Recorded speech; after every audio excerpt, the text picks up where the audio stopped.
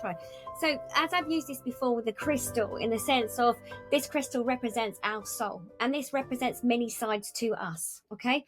And it also represents how we engage with others, our interaction with others.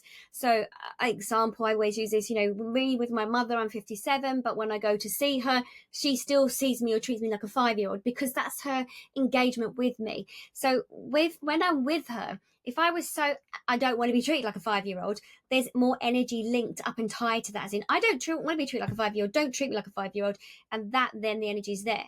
But if I just go, okay, this is just what she needs to have the engagement or the communication with, just let her do it, because it's not bothering me at all. And when I step out of, when we have that, this discord, we're stepping out of our inner peace, our inner calm, that alignment with our soul power, and we're just engaging with that fight, and it's that tug of war. When we just go, oh, well, that's the relationship that she wants to engage with, I just go back into my core center, and but I know who I am. And this is the thing, when we're not sure of who we are, we get entangled with other people's energy. It's easier to lock on or latch onto it or be magnified into their other energy stream. It's like we have to prove something, or we are so aware that it's not like our own energy stream, and that's what actually pulls us towards it, to be honest. So an easier way to do this is by having more contact, in the sense of building that link to our higher self. Higher self just means that soul wisdom, which resides actually here in the heart center. So it's like a frequency that, imagine those heartbeat monitors sort of thing. It's like, that's our frequency that we're sending out, we're transmitting out into the world. But when we engage with others that we aren't feeling the same way, or we don't agree with them, or we are entangled with their energy because they make us frustrated, like work colleagues, family members, whatever, it's almost like there's a blip that goes up on the heart meter sort of thing. And then we get entangled with the energy, and we're like, we can't break away from it. And it gets into a fight, which actually reinforces that energy stream. So if we can just go back to our core center and just focus on that, focusing on us, ourselves, and let our higher self, that's our soul wisdom, our soul knowledge from our heart center, just go, I send them love and light, or whatever it is. I'm not engaging in that. Myself as me, I'm not engaging in that. I leave that to my higher self to have a conversation with their higher self. I'm disengaging with that. It's different. You don't engage with their energy stream.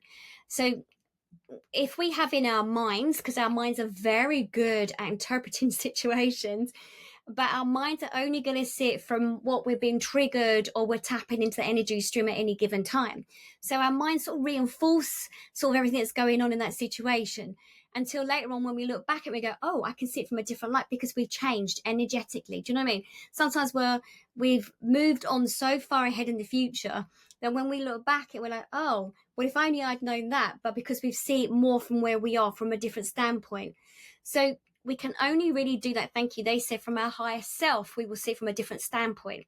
So where we are in our physical selves, where our minds, when we become entangled in it, we get stuck in it, and it's hard to see it from a different perspective. But if we learn that instead, we're going to just stay aligned with ourselves, our core, who we are, and then just to point it to our higher self, which is the soul consciousness, our awareness of who we are. If we just say, right, I'm just going to let my higher self deal with this, then we stay aligned, and our higher self is working with their higher self.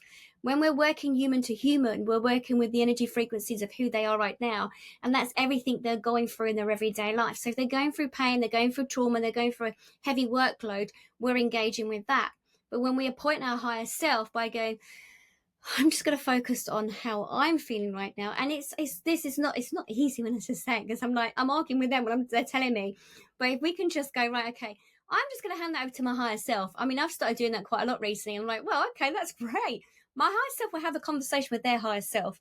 They'll give them more of an enlightenment energy sort of thing, That's how we help others, by when we disengage with them. Because in our minds, we can hope something will change. But again, we're working on that mind energy. And again, however we are feeling, we're engaging with that energy. So we need to go back to our higher self and go, heart center, I know who I am. Because as you said, the more that you become in tune, the more you become psychic, the more that you're, aware of this information, you can then be thrown backwards and forwards like a little ping pong ball against each of the walls, bouncing off really quick, because you're bouncing off into their energies all around you. And there'll be parts of you that will get caught up in the energy stream. So the idea is have a go by saying, right, this is me, it's how I'm feeling right now. I'm just going to disengage with it. I'm asking my higher self, which is my soul consciousness, to assist me, to address me, just go off and talk to their higher self and address it that way. And then let me know, report back what your findings are. And hopefully you'll see the difference. And they're like, well, they can't understand because you're coming from a human perspective right here, right now, and the relationship that you've got with them. Whereas if you turn around and say, my higher self is just going to deal with it. How amazing that now you can see from the work that you've done on yourself, tuning in psychically and breathing in and out and using your energy fields, that you're tuning into others' energy, which is brilliant in one way, because you're noticing it's not your energy, that you are picking up their energy. And so psychically you're in tuned in energy, becoming tangled with their energy. And then you're going, okay, is this mine? Is it theirs? If it's not mine, please take it away. And then you're becoming aware, actually, it wasn't mine. Phew, I thought I was anxious. It's not mine. It's actually the other person's energy. So this is the whole thing about learning about energy. It helps you to learn to detach. Now, what you were just saying is that, yes, if you align your own energy and you go, I appoint my higher self to take care of this, you're stepping away from it. And then you're aligned. You're so aligned. You're being your sovereign self. And then what happens is you will vibrate out energy like a beacon, like a lighthouse. You'll be sending out light, and you won't have you don't it's effortless. You don't have to work at it at all. It's the minute we think it's really hard work to do this, then we know we're in our head and we're not into that energy self and working with our higher self. So that's the difference. You'll feel the difference. I want you to practice that. To practice as in, I'm sending this to my higher self. My higher self needs to have a conversation with them, because your higher self will tackle it from different perspectives, but that will be dealt with. Whereas our own self at any particular moment, depending on what we've got going on in our lives, is going to be handling it from either our 5-year-old self, our teenage self, our adult self, or whatever it is. But we need to step out of it just by saying, right, okay, I leave it to my higher self to be dealing with this.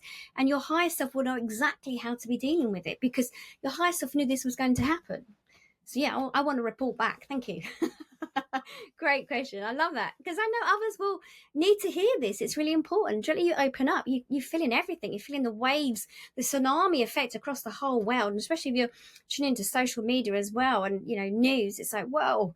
So yeah, it's hard. So good point. Thank you for sharing. By being in a group like this, in a community, you're all vibrating similar energies, and you're all picking up and you're all bouncing off energies, and it's great because you're all open, that you're actually tuned into the message. So one person might ask something, one person might say something, and the other person like, oh, I've just received the answer to something I was thinking of, because that person just said it. And you might even realize that when you're saying it.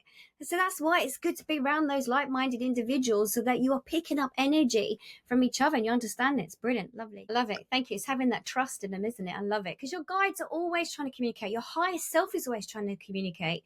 Whether you want to see as God, our angels, the universe, always communicating with us. But when we're living in a world, a 3D world, we get bounced about all over the place and we're unsure what's going on. And then we go into that mindset of like, I don't know. Confusion comes in and like, we lose that disconnection for a bit. Well, we think we do.